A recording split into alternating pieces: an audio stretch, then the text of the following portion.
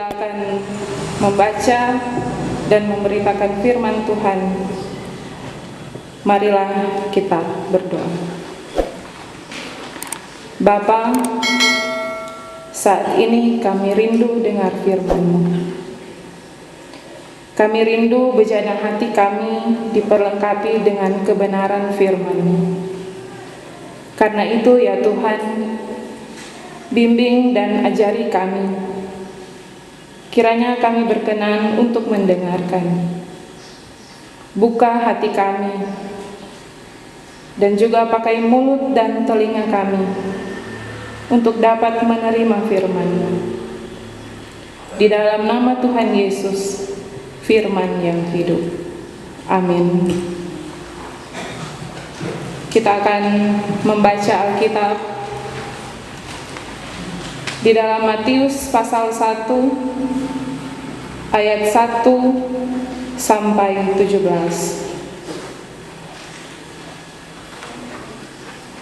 Matius pasal 1 ayat 1 sampai 17. Dari perikop silsilah Yesus Kristus. Inilah silsilah Yesus Kristus, anak Daud, anak Abraham. Abraham memperanakan Ishak, Ishak memperanakan Yakub, Yakub memperanakan Yehuda dan saudara-saudaranya. Yehuda memperanakan Peres dan Serah dari Tamar. Peres memperanakan Hesron, Hesron memperanakan Ram, Ram memperanakan Aminadab, Aminadab memperanakan Nahason, Nahason memperanakan Salmon, Salmon memperanakan Boas dari Rahab, Boas memperanakan Obed dari Rut, Obed memperanakan Isai, Isai memperanakan Raja Daud, Daud memperanakan Salomo dari istri Uria, Salomo memperanakan Rehabeam, Rehabeam memperanakan Abia, Abia memperanakan Asa, Asa memperanakan Yosafat, Yosafat memperanakan Yoram, Yoram memperanakan Usia, Usia memperanakan Yotam, Yotam memperanakan Ahas, Ahas memperanakan Hizkia, Hizkia memperanakan Manasye, Manasye memperanakan Amon, Amon memperanakan Yosia, Yosia memperanakan Yekhonya dan saudara-saudaranya pada waktu pembuangan ke Babel. Sesudah pembuangan ke Babel, Yekhonya memperanakan Sealtiel, Sealtiel memperanakan Zerubabel, Zerubabel memperanakan Abihud, Abihud memperanakan Eliakim, Eliakim memperanakan Asor, Asor memperanakan Sadok, Sadok memperanakan Akim, Akim memperanakan Eliud, Eliud memperanakan Eleazar, Eleazar memperanakan Matan, Matan memperanakan Yakub, Yakub memperanakan Yusuf suami Maria yang melahirkan Yesus yang disebut Kristus. Jadi seluruhnya ada 14 keturunan dari Abraham sampai Daud, 14 keturunan dari Daud sampai pembuangan ke Babel, dan 14 keturunan dari pembuangan ke Babel sampai Kristus.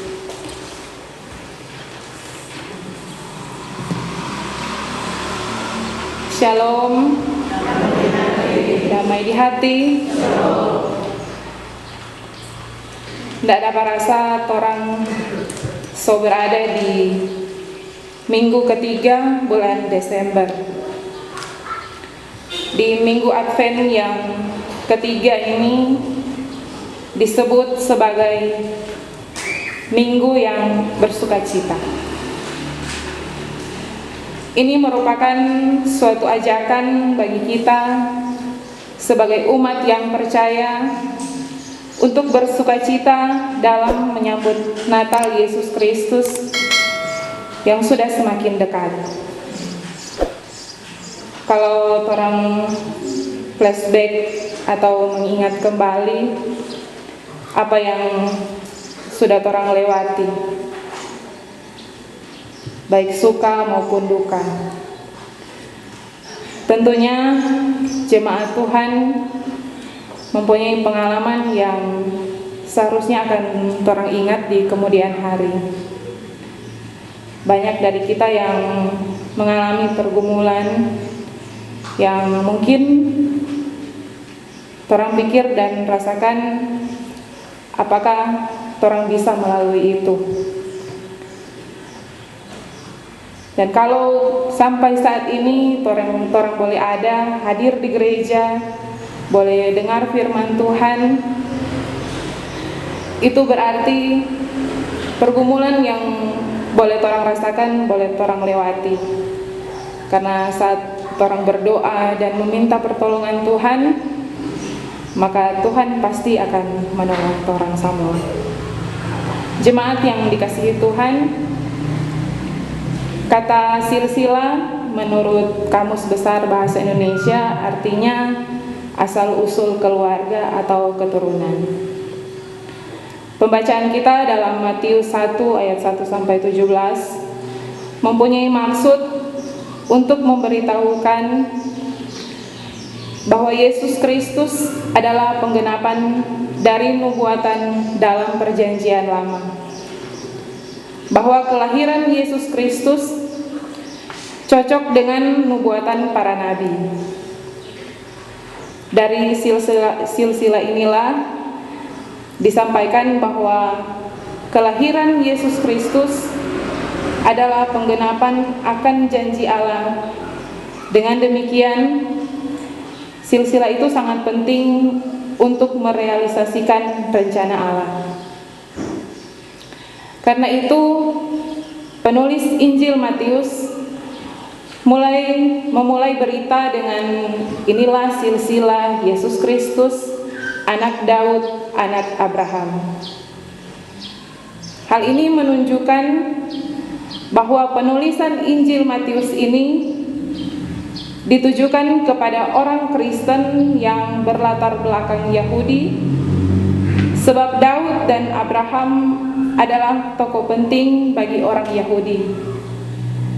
Daud sebagai raja terbesar bagi orang Yahudi, dan Tuhan berjanji bahwa dari keturunan Daud akan datang seorang yang memerintah tahtanya sampai selama-lamanya. Yesus adalah keturunan Daud yang dijanjikan dan sudah datang. Abraham adalah leluhur bangsa Yahudi, dan Tuhan berjanji keturunan Abraham akan menjadi berkat bagi seluruh bangsa di bumi. Dan Yesus, keturunan Abraham, membawa berkat bagi dunia. Dengan demikian, firman ini mau menegaskan bahwa apa yang dijanjikan oleh Tuhan kepada Daud dan Abraham telah digenapi di dalam diri Yesus Kristus.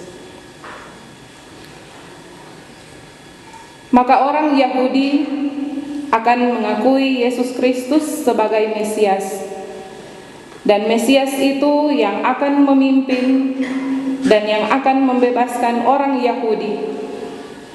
Dan pembebasan yang dilakukan oleh Yesus bukan saja hanya kepada orang Yahudi, melainkan untuk seluruh umat manusia. Karena itu, penulis Injil Matius menyebutkan 4 orang perempuan dalam garis keturunan, yaitu Tamar, Rahab, Betsyeba, dan Rut. Tamar yaitu seorang Kanaan yang bersikap seperti perempuan sundal. Rahab adalah perempuan sundal. Istri Uria, Betsyeba, adalah pesina. Dan Rut, orang non-Yahudi. Dalam silsilah kemesiasan Yesus tertera nama 4 wanita ini, yang 3 diantaranya adalah orang-orang non-Yahudi. Betsyeba adalah orang Yahudi, tetapi karena dia melakukan pernikahan campur, maka dia tidak lagi menjadi bagian dari orang Yahudi. Dan para wanita itu juga bukan orang-orang baik yang memiliki latar belakang yang buruk. Tetapi keselamatan yang Yesus kerjakan untuk semua orang, termasuk karena kaum yang dianggap najis, sebagaimana yang dikatakan Yesus dalam Lukas 5 ayat 32. Aku datang bukan untuk memanggil orang benar, tetapi orang berdosa, supaya mereka bertobat. Jemaat yang diberkati Tuhan, dalam menyambut Natal ini, Tuhan mau torang menjadi terang untuk orang lain, membawa damai untuk sesama, menjadi berkat di tengah kehidupan bermasyarakat dan berjemaat, sehingga kehidupan yang Tuhan kasih per orang sesuai dengan apa yang dikehendaki Tuhan. Namun untuk menjadi seperti yang dikehendaki Tuhan, tentunya torang harus bertobat, harus berani melawan setiap godaan iblis. Karena dalam kehidupan torang, tanpa disadari, kata takut akan Tuhan cuma sekedar ucapan. Seringkali di saat mendengarkan firman Tuhan, membaca Alkitab di gereja atau di ibadah-ibadah, cuma sekedar rutinitas orang Kristen, tanpa orang memahami dan menyadari maksud dari firman Tuhan. Ada pepatah mengatakan begini, jika iblis mengabaikanmu, maka kamu tahu kamu sekarang melakukan sesuatu yang salah. Torang sulit untuk bertobat karena torang takut mau tinggalkan torang kebiasaan yang jahat, dan takut berubah menjadi pribadi yang takut dan taat kepada Tuhan.